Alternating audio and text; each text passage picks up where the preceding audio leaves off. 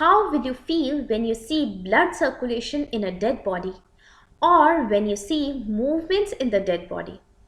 This is not a scene of a horror movie, this is science. Recently, a paper has been published in Nature where researchers from Yale School of Medicine have restored circulation and cellular activity in heart and brains of pigs even after 1 hour of their death. Now, how did this happen? Pigs, which were dead for 1 hour, were connected to a system called OrganEx, and this system pumped a blood substitute throughout the animals' bodies. That substitute contained the animal blood and 13 compounds such as anticoagulants. It slowed the decomposition of the bodies and quickly restored some organ functions such as heart contraction and activity in the liver and kidneys. The same researchers in 2019 were able to revive the disembodied brains of pigs 4 hours after the animals died. How the experiment was conducted. The researchers induced cardiac arrest in pigs by delivering a shock to their hearts. Now you will ask, what is a cardiac arrest? It is when the blood circulation and the oxygenation to different parts of the body stops.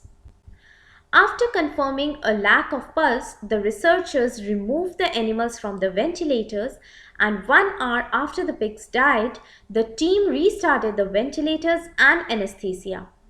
The pigs were then attached to the OrganEx system, and after 6 hours, the researchers noticed that circulation has restarted.